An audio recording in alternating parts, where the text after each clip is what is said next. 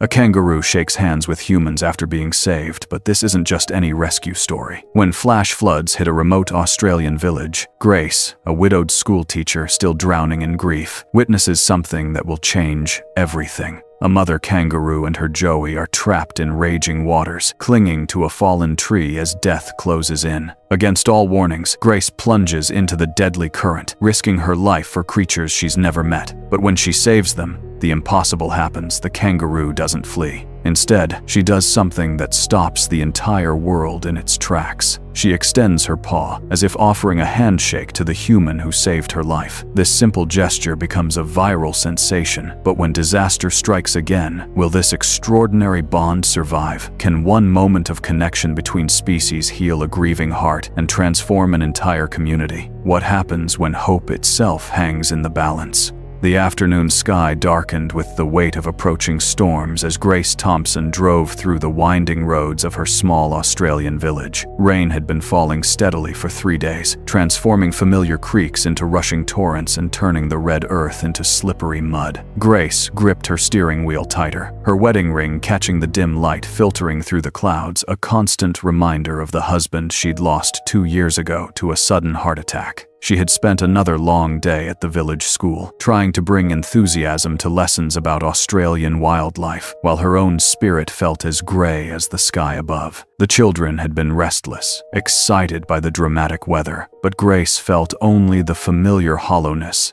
that had settled in her chest since David's death. As she turned onto River Road, shouts pierced through the sound of rain drumming on her car roof. Grace slowed, peering through her windshield at a cluster of villagers gathered near the swollen riverbank. Their voices carried urgency and fear. She parked quickly and stepped into the downpour, immediately soaked as she hurried toward the crowd. There, Jack Lawson, the local wildlife center director, pointed toward the churning brown water. Mother kangaroo and her joey, they're trapped. Grace followed his weathered finger to see a heartbreaking sight. A large red kangaroo clung desperately to a fallen tree branch that bobbed and swayed in the violent current. Pressed against her side was a small joey, barely visible, but clearly terrified. The branch groaned under their weight, slowly rotating in the rushing water that threatened to tear them away at any moment. "We need to do something," Grace heard herself say, though her voice barely carried over the storm. "Too dangerous," Jack replied grimly. "Current's too strong. We've called the emergency services, but they won't make it in time." The kangaroo's eyes met Grace's across the churning water.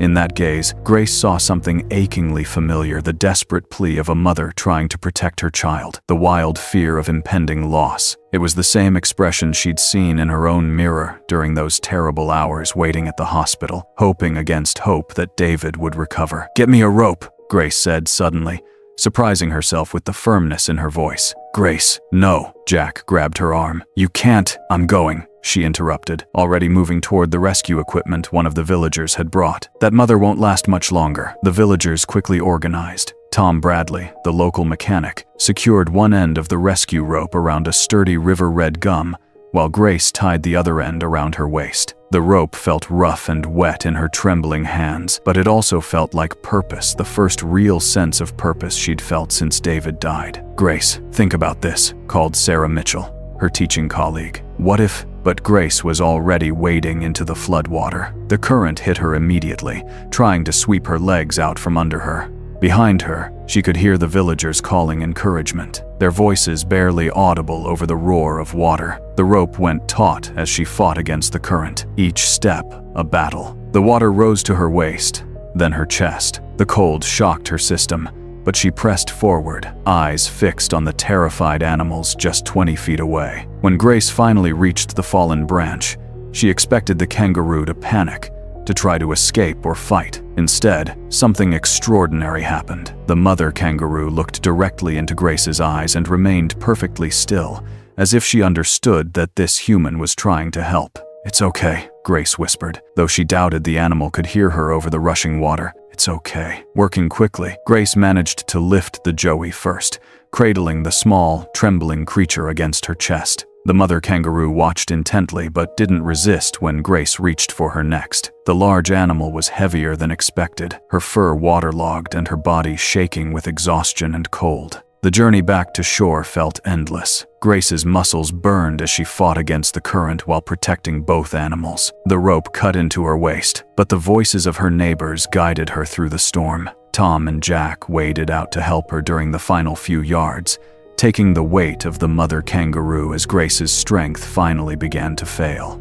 On the muddy riverbank, Grace collapsed to her knees, gasping for breath. The joey remained pressed against her, while the mother kangaroo lay beside them, all three of them alive but utterly exhausted. Then, something magical happened. As Grace knelt in the mud, rain streaming down her face, the mother kangaroo slowly lifted her head. She looked at Grace with those same intelligent eyes that had pleaded for help just minutes before. But now, instead of fear, Grace saw something else entirely: recognition, gratitude, maybe even trust. The kangaroo struggled to her feet, her movements careful and deliberate. Grace watched in amazement as the large animal approached her, close enough to touch. For a moment, they simply looked at each other, two mothers who had shared an experience beyond ordinary understanding. Then, in a gesture that would change everything, the kangaroo slowly extended her front paw toward Grace, not to push away or defend, but in what appeared unmistakably to be an offer,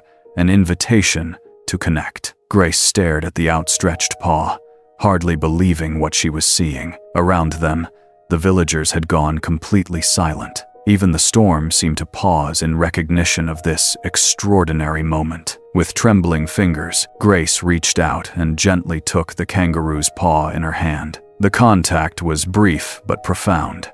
The kangaroo's paw was warm and surprisingly gentle, her grip unmistakably deliberate. It felt like a handshake, a formal acknowledgement between two beings who had shared something sacred. Behind them, Sarah Mitchell whispered, "Did anyone else see that?" The village shed where they took shelter smelled of hay and old wood, familiar scents that usually comforted Grace. But tonight, she sat on a hay bale in her soaked clothes, unable to process what had just happened.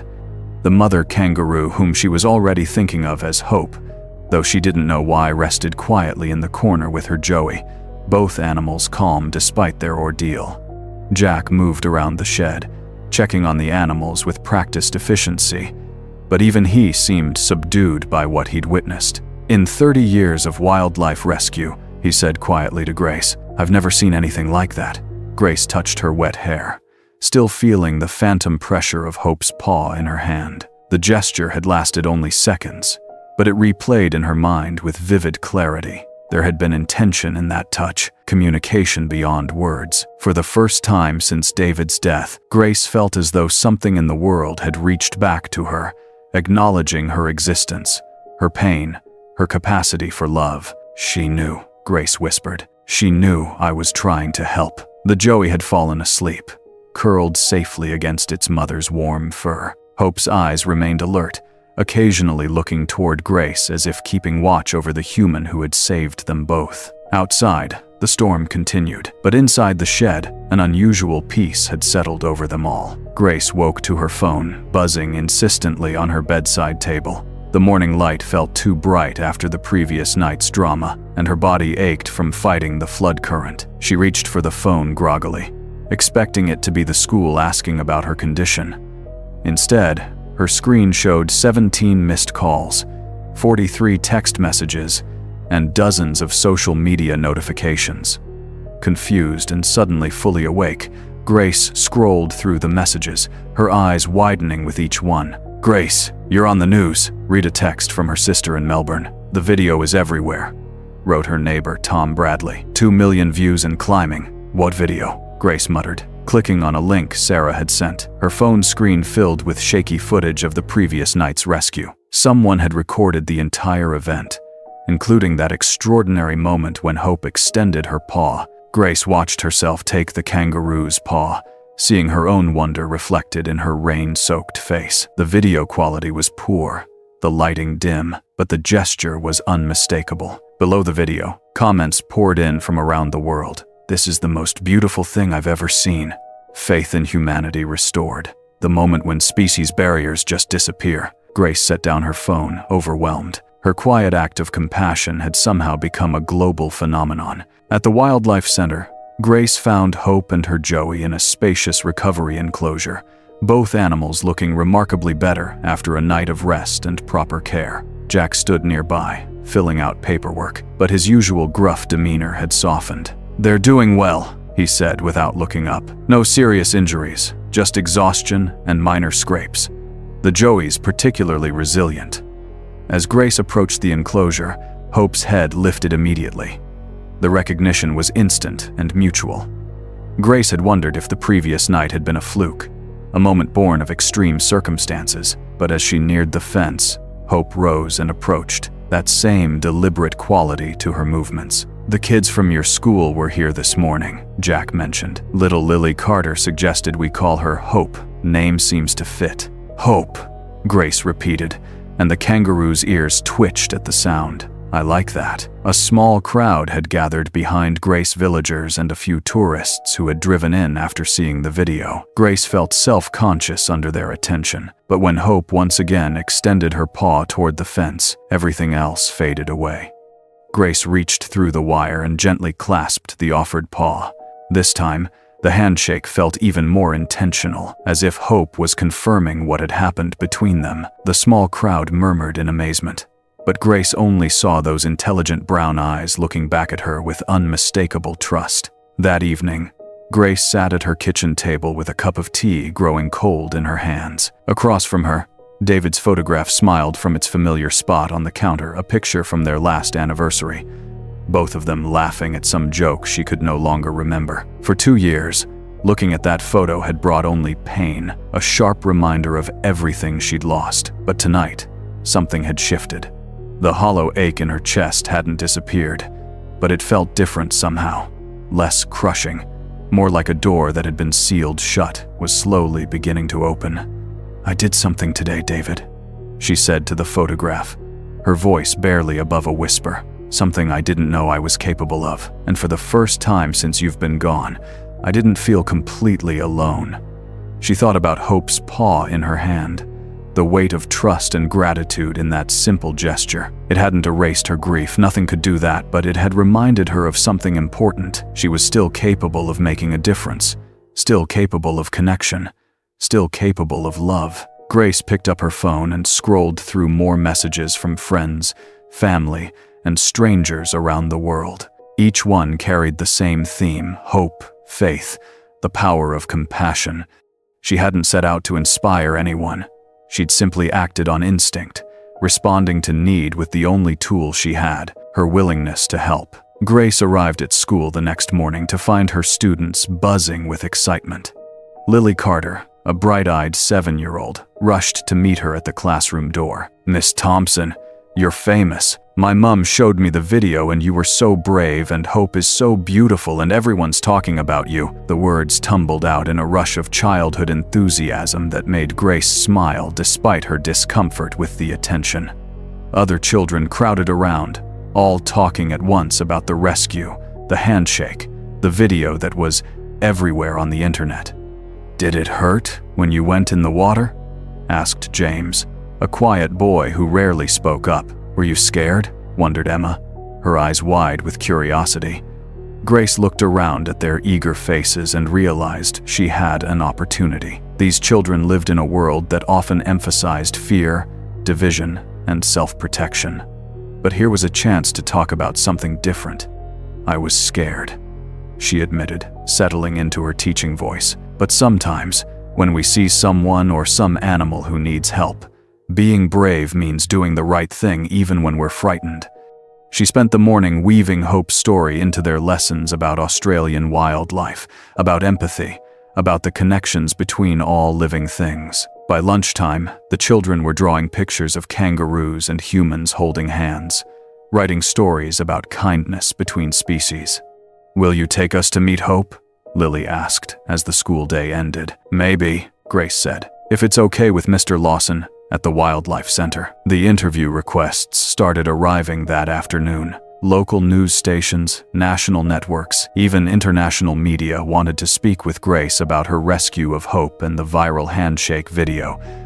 Grace felt overwhelmed by the attention, uncertain whether she wanted to share something so personal with the world. But Jack convinced her to speak with at least one reporter. "Tourism's been down for years," he explained as they watched Hope and her Joey play in their enclosure. The drought, the fires, the floods, people stopped coming. This story, it could really help the town. Grace had noticed the struggling businesses on her drive to school, the for lease signs in shop windows, the quiet streets that had once bustled with visitors. If sharing her story could help her community recover, perhaps she owed it to them to try. The reporter was a kind woman named Rachel, who asked thoughtful questions and didn't sensationalize the experience. When she asked Grace to recreate the handshake moment, Grace felt uncomfortable at first, but Hope seemed to understand what was expected. She approached the fence and extended her paw with the same gentle deliberation as before. "It's not a trick," Grace explained to the camera. "She does this because she wants to. I think it's her way of saying thank you, or maybe of maintaining our connection. I don't fully understand it, but I know it's real." The interview aired that evening, and by the next morning, Grace's phone was ringing constantly. Hope's story had touched something deep in people around the world, offering a glimpse of genuine connection in an increasingly disconnected age. 3 weeks after the rescue, the town was transforming. Tourists arrived daily to visit Hope at the Wildlife Center, many bringing donations for animal conservation efforts. Local businesses experienced their best month in years. The cafe on Main Street started serving Hope lattes, and the gift shop couldn't keep Kangaroo plushies in stock. Grace found herself at the center of it all, reluctantly stepping into a role she'd never sought. Conservation groups asked her to speak at events. Schools invited her to talk about wildlife protection. Media outlets wanted to follow up on Hope's recovery and the growing movement her rescue had inspired. At first, Grace resisted the attention. She was a small-town school teacher, not a public figure. But as she watched her community come alive again, as she saw children become passionate about protecting native wildlife, she began to understand that this was bigger than her personal comfort. "You have a gift," Sarah told her one afternoon as they watched a group of international students taking photos with Hope at the Wildlife Center. "You make people care about things that matter." Grace wasn't sure she believed that, but she couldn't deny the evidence. Hope's gentle handshake had awakened something in people, a hunger for authentic connection, for stories that restored faith in goodness, for proof that kindness still mattered in a harsh world.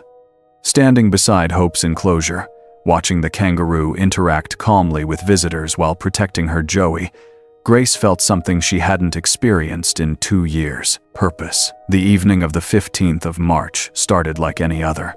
Grace was grading papers at her kitchen table when she noticed an unusual orange glow through her window. At first, she thought it might be a particularly vivid sunset, but the light was coming from the wrong direction. Her phone buzzed with an emergency alert. "Bushfire warning. Evacuate immediately." Grace's blood ran cold. She grabbed her emergency bag, something every Australian kept packed during fire season, and rushed outside. The sky to the east glowed ominous orange, and smoke was beginning to drift across the town. The acrid smell made her eyes water as she fumbled with her car keys. The Wildlife Center. Hope and her Joey were at the Wildlife Center. Instead of driving toward the evacuation route, Grace headed east, toward the growing glow. The roads were chaos, emergency vehicles racing toward the fire, civilian cars fleeing in the opposite direction. Grace fought against the flow of traffic, her heart pounding with each passing minute. At the Wildlife Center, she found Jack and his volunteers in frantic preparation, loading animals into transport carriers. The air was thick with smoke, and ash was beginning to fall like gray snow. "Grace, what are you doing here?" Jack shouted over the noise of generators and frightened animals. "You should be evacuating." "Where's Hope?" she called back. Jack's face went grim. "She's not here." When the alarms started, she broke through the fence somehow, took her Joey, and ran toward the bush. "We couldn't find them." Grace spent the night at the emergency shelter in the town hall, but she couldn't rest. Around her, families comforted children and neighbors shared what little they had. But Grace sat by the window, watching the orange glow on the horizon and thinking about Hope and her Joey somewhere in the burning bush. By dawn, the fire had passed, leaving behind a landscape of ash and blackened tree skeletons. The Wildlife Center was gone, reduced to twisted metal and smoke-stained concrete. Most of the animals had been evacuated in time, but several were still missing, including Hope and her Joey. Grace joined the search parties that formed spontaneously among the villagers. They spread across the burned landscape, calling out, looking for any sign of life among the devastation. The silence was overwhelming, no bird songs, no rustle of small creatures in the underbrush, just the occasional crack of cooling wood and the crunch of ash underfoot. "Hope!" Grace called, her voice hoarse from smoke and emotion. "Hope, where are you?" Hours passed with no sign of the animals. Other searchers began finding bodies, possums, birds, a family of echidnas who hadn't made it to safety. Each discovery felt like a small death, but none affected Grace as much as the growing certainty that Hope was gone.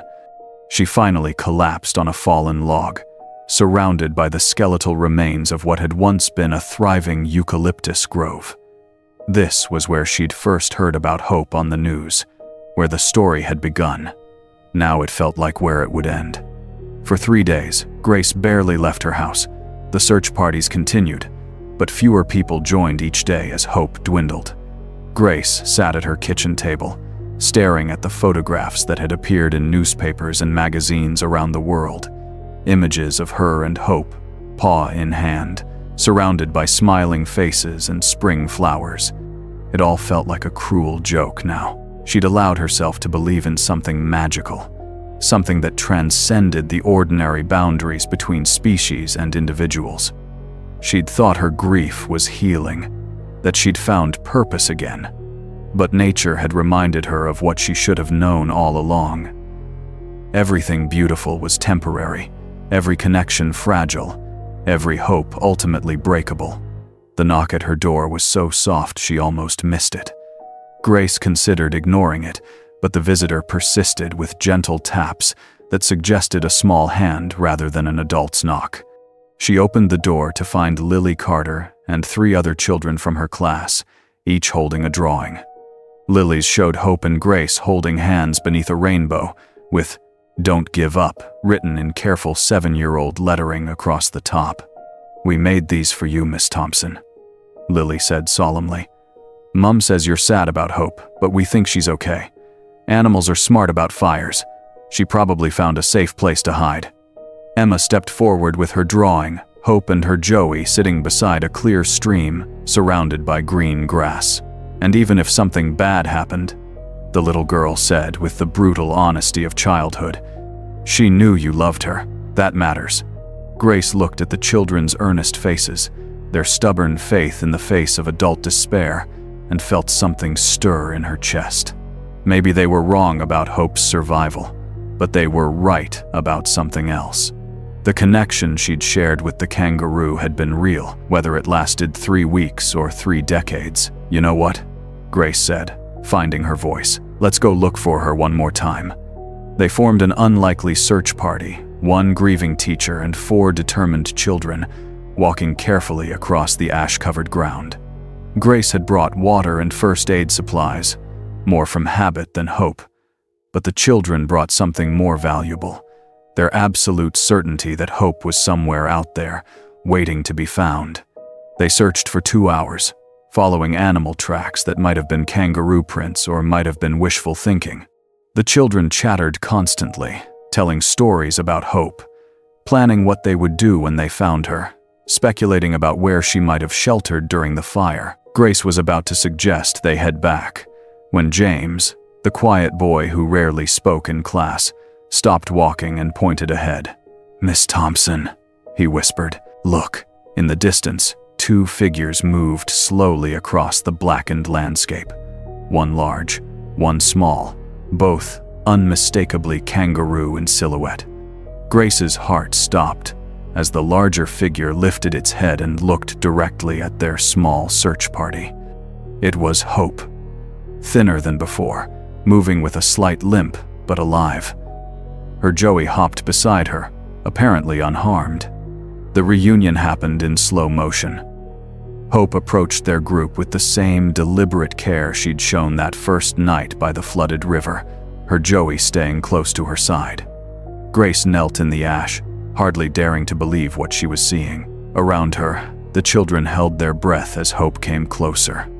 The kangaroo looked different. Her fur was singed in places, and there were small burns on her legs, but her eyes held the same intelligence, the same recognition that had made their first meeting so extraordinary. When Hope was close enough to touch, she paused and looked directly at Grace. For a moment, they simply acknowledged each other, two survivors of different disasters, brought together again by something neither quite understood. Then, with infinite gentleness, Hope extended her paw. Grace reached out with trembling fingers and clasped it, feeling the same warm weight, the same deliberate grip that had first captured the world's attention. But this time, the gesture carried additional meaning. It spoke of survival, of forgiveness for the human world that had brought both rescue and fire, of bonds that endured beyond circumstance. Behind Grace, Lily Carter whispered, "She came back to you, Miss Thompson." Grace nodded, tears cutting tracks through the ash on her face.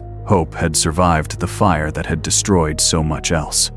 She had kept her Joey safe, found food and water in a devastated landscape, and somehow navigated back to the place where she knew humans would be waiting. More than that, she had chosen to approach, to reconnect, to offer her paw once again in that unmistakable gesture of trust and gratitude. Within hours, news of Hope's survival and return had spread around the world. The footage of her second handshake with Grace, surrounded by ash and recovery, became even more viral than the original rescue video. People saw in it a story of resilience that transcended species, proof that bonds forged in crisis could survive even greater trials. Grace's phone rang constantly with interview requests, book deals, speaking opportunities. She accepted a few, understanding now that Hope's story belonged to more than just their small Australian town. At a conservation summit in Sydney, she stood before an audience of world leaders and environmentalists, Hope beside her in a specially designed travel enclosure. "This is Hope," Grace said simply, addressing the assembly. "She's taught me that survival isn't just about individual strength.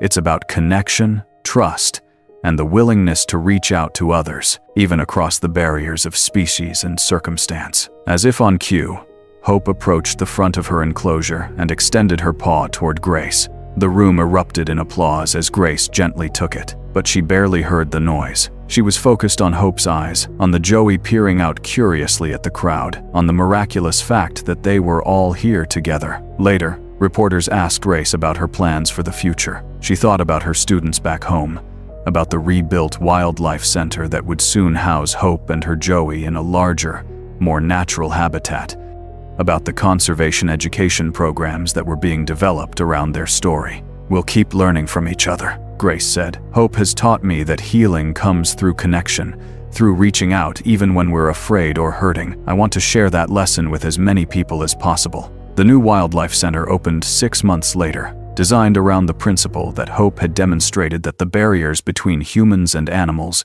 were more permeable than most people believed. The facility included educational spaces where children could learn about native wildlife conservation, research areas where scientists studied animal cognition and communication, and spacious, natural habitats where rescued animals could recover and thrive. Hope and her Joey, now nearly full-grown, lived in a large enclosure that mimicked their natural bush environment, but included viewing areas where visitors could observe them without intrusion. Most days, Hope ignored the human visitors entirely, but occasionally, she would approach the fence where Grace stood and offer her paw in their now famous handshake. Grace had returned to teaching, but her role had expanded far beyond her original classroom. She developed curriculum about wildlife conservation, empathy across species, and the power of individual action to create broader change. Students from around the world came to study at the center, learning not just about Australian fauna but about the deeper principles Hope's story embodied. On quiet evenings, Grace often sat by the enclosure as the sun set, watching Hope and her Joey move through their routine of feeding, grooming, and play. These moments reminded her that while their story had become global, its heart remained simple and personal. Two beings who had helped each other survive, who had formed an unlikely connection that transcended the usual boundaries of their worlds. "What do you think, Hope?" Grace would ask during these evening visits. "Did we do something good here?" Hope never answered in words, but sometimes she would lift her head and look directly at Grace, and in that gaze, Grace found all the affirmation she needed. On the first anniversary of their initial meeting, the town held its second annual Hope Day festival. The celebration had grown far beyond what anyone had imagined. Thousands of visitors from around the world, conservation organizations from 6 continents, and media coverage that would spread Hope's message to millions more. Grace stood on the small stage that had been erected near the Wildlife Center, looking out at a sea of faces representing dozens of countries and cultures. In the front row sat her students, including Lily Carter, who had grown into a confident 8-year-old with dreams of becoming a wildlife veterinarian. "A year ago," Grace began, "I thought my life had lost its purpose. I was a woman drowning in grief, going through the motions of living without really being alive. Then, I met Hope, and she taught me something that changed everything. That healing comes not from hiding from pain, but from reaching out despite it." She paused, looking toward Hope's enclosure where the kangaroo sat calmly with her Joey, seeming to listen to the human voices and activities around her. Hope didn't choose to become famous.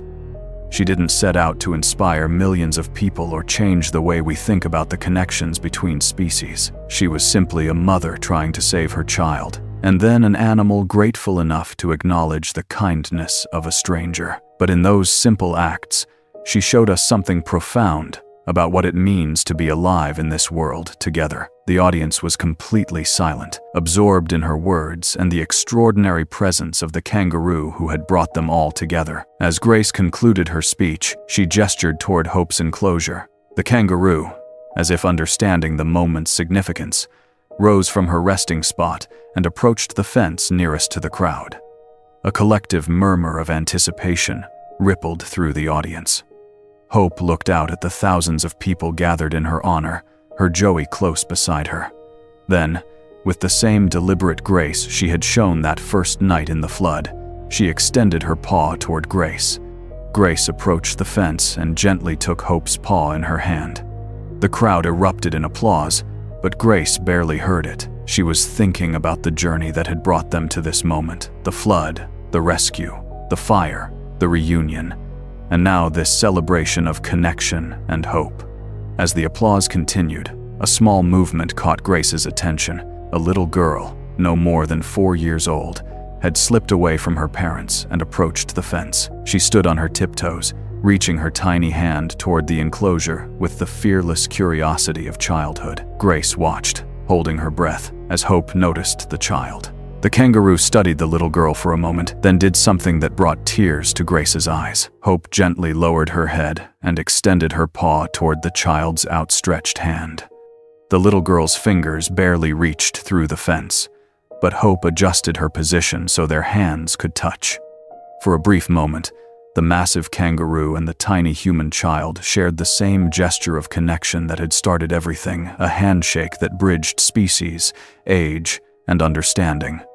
The crowd had gone completely silent, witnessing something even more profound than the original viral moment. This wasn't about fame or media attention. It was about the simple, pure instinct to reach out to another living being with kindness and trust. Grace stepped back, realizing that Hope's story was no longer just about their unique bond. It had become something larger, a legacy that would continue long after both of them were gone. The child's parents approached, tears in their eyes, as their daughter turned to them with wonder-filled excitement. "The kangaroo shook my hand," the little girl announced, and Grace knew that this moment would stay with her forever, perhaps inspiring her own future connection with the natural world.